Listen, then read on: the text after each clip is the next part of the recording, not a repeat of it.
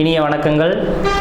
நம்ம இந்த வீடியோ மூலமாக 2025ஆம் ஆண்டிற்கான செப்டம்பர் மாத ராசி பலன்களை பார்க்க இருக்கிறோம்.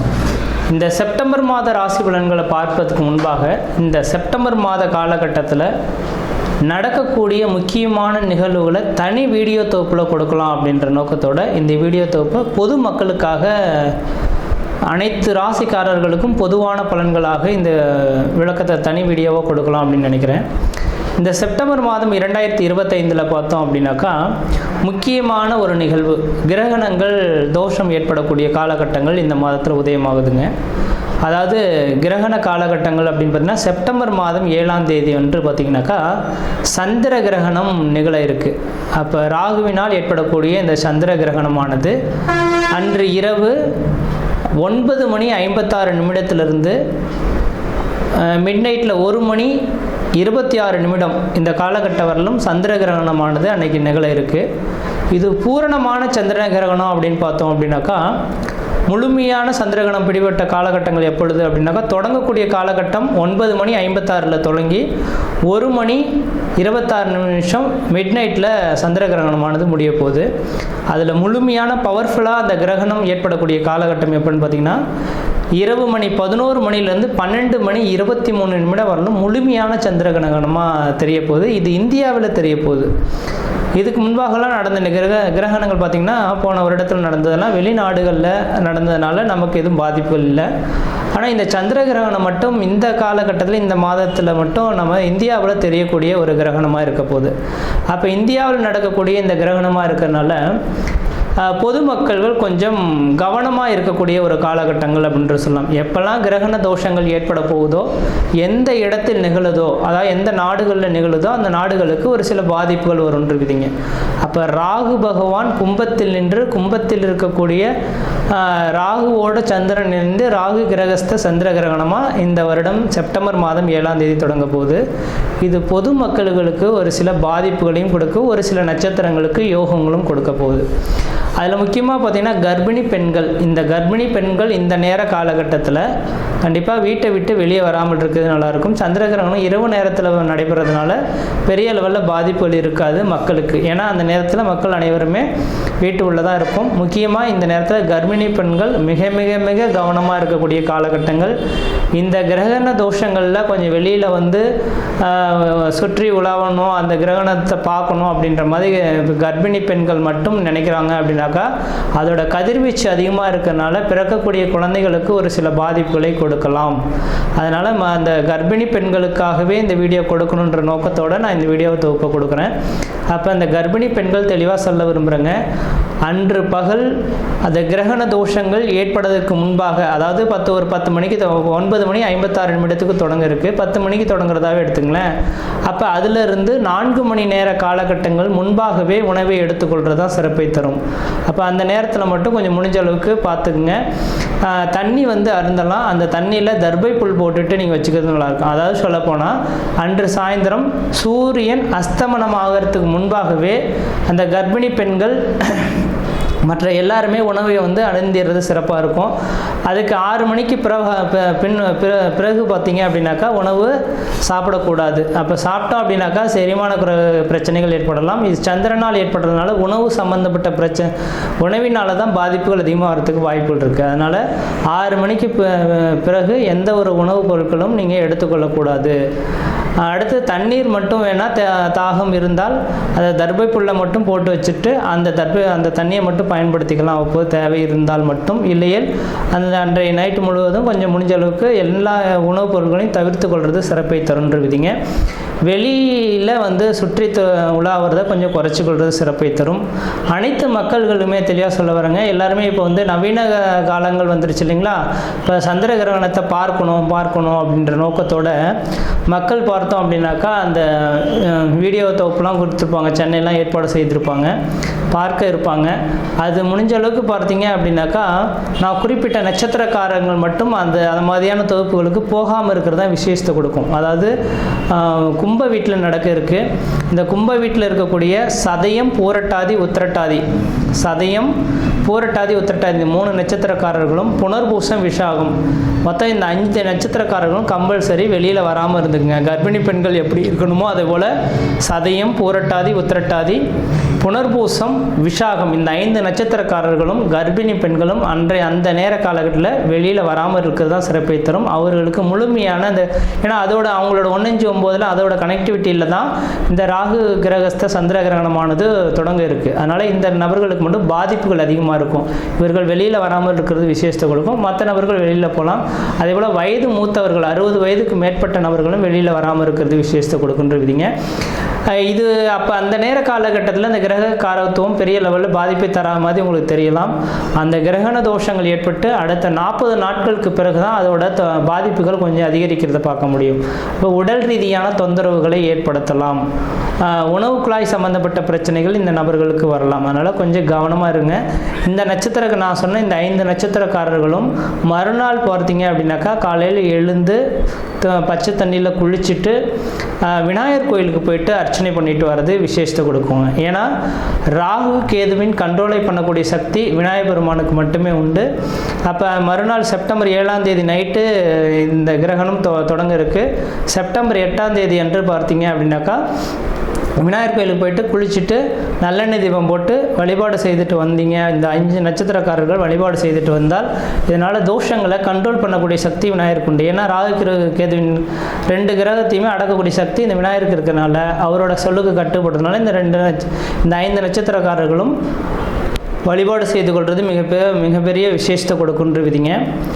அதே வேளையில் மற்ற ராசிக்காரர்கள் பெரிய லெவலில் பாதிப்புல எதுவும் தடாதுன்ற விதிங்க. அது இந்த கிரகணம் தொடங்கிடுச்சு அப்படின்னாவே அடுத்த அந்த இப்போ ஒவ்வொரு கிரகணமும் பார்த்தீங்கன்னாக்கா லாஸ்ட் இயர்லாம் 2-3 கிரகணங்கள் தொடங்கினது. ஆனால் இந்தியாவில் தெரியலை, அதனால் நமக்கு பாதிப்பு இல்லை. அப்போ எந்த நாடுகளில் கிரகணம் ஏற்படுதோ அந்த நாடுகள் கிரகணம் தொடங்கி அடுத்த கிரகண தோஷங்கள் உண்டாகக்கூடிய காலகட்டம் வரலும் ஒரு சில பாதிப்புகளை கொடுக்கும். அப்போ ராகுவினால் இந்த நேரத்தில் தொடங்கிறதுனால கடல் சீற்றங்கள், ஏன்னா சந்திரனோட அமைப்பில் இருக்கனால நீர் சம்பந்தப்பட்ட விஷயங்கள் கடல் சீற்றங்கள் ஏற்படலாம்.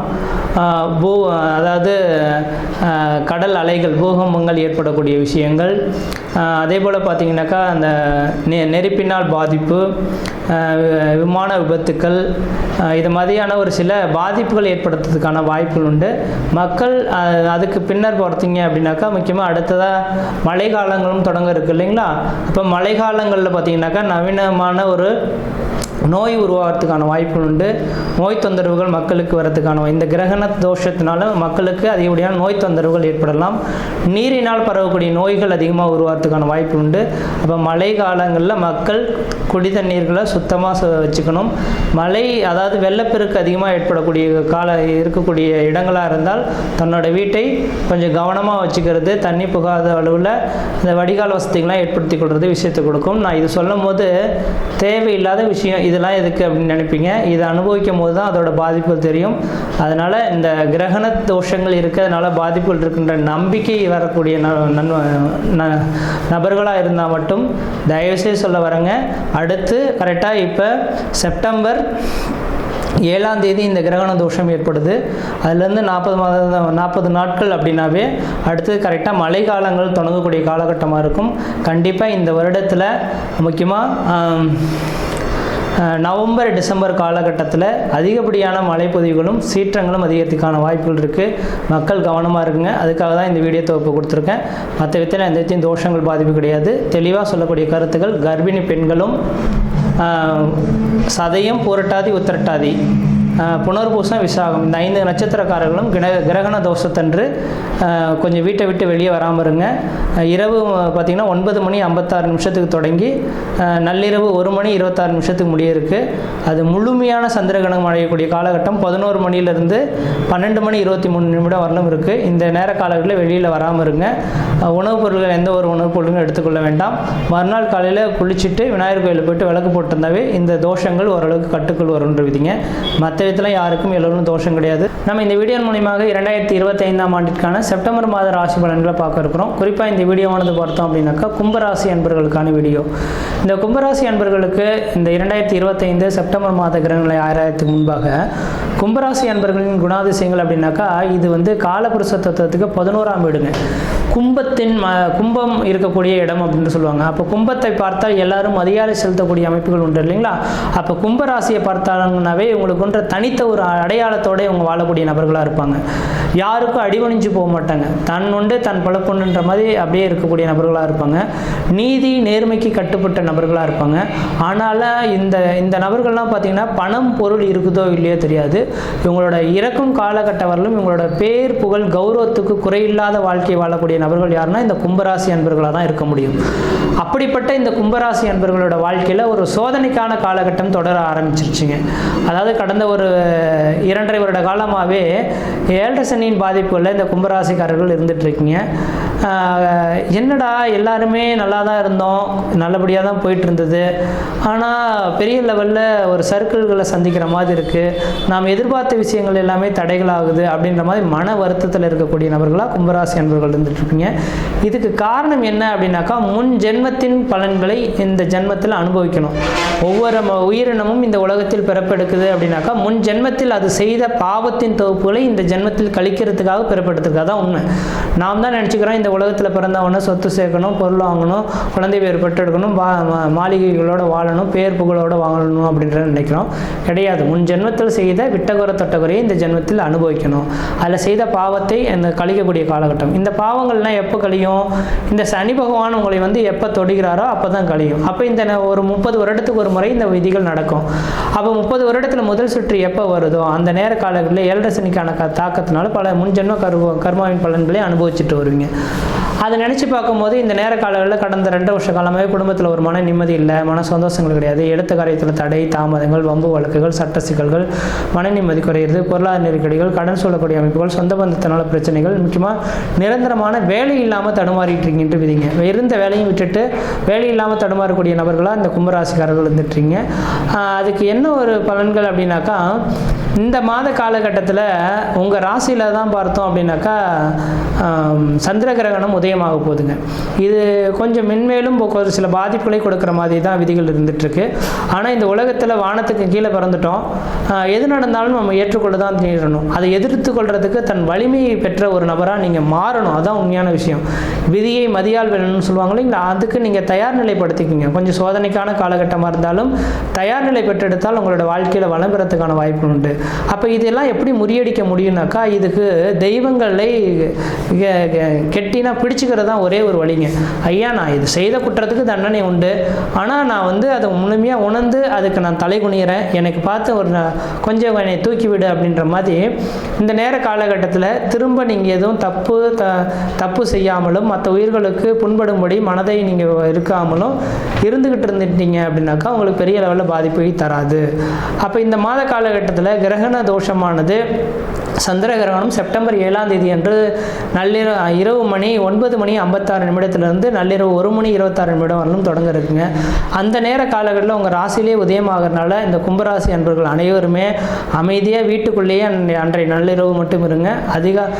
சாயந்தர வேளையில் 6 மணிக்கு முன்பாகவே உணவை சாப்பிட்டுடுங்க. அன்றைய நைட்டு முழுக்க சாப்பிடக்கூடாது. மறுநாள் காலையில் எழுந்து தண்ணீரில் குளிச்சுட்டு வீட்டு அருகே இருக்கக்கூடிய அரச மரம், ஆலமரம் அல்லது வேப்ப மரம், மரத்தடியில் இருக்கக்கூடிய விநாயகர் பெருமானை போய் தரிசனம் பண்ணிட்டு வழிபாடு செய்துட்டு வந்தீங்கன்னாக்கா இந்த கிரகண தோஷனால் பாதிப்புல கொஞ்சம் குறைச்சிக்கொள்ள முடியுன்றீங்க. அந்த கிரகண தோஷங்கள் ஏற்படக்கூடிய காலகட்டத்தில் உங்கள் வீட்டிலேயே இருந்து ஏதாவது கிரகத்தின் மந்திரங்களை உச்சாடனம் செய்வதனூடாக அதோட தோஷத்திலிருந்து விலகிறதுக்கான வாய்ப்புகளும் அதிகமாக இருந்துட்டுருக்குன்றீங்க. இந்த மாத காலகட்டத்தில் கொஞ்சம் ஏற்றம் இறக்கங்கள் நிறைந்த ஒரு மாத காலகட்டமாக இருக்குது. பிரச்சனைகள் வராமல் தடுத்து கொள்வதற்கு விநாயகர் பெருமானை மனமுருக வேண்டிக் கொள்ளுங்க. அதுவே மிகப்பெரிய ஒரு வாய்ப்புகளை திறந்துருந்தீங்க. இப்போ மட்டும் கிடையாது, இந்த 2028ஆம் ஆண்டு காலகட்டம் வரலுமே தெளிவாக சொல்ல வரேங்க.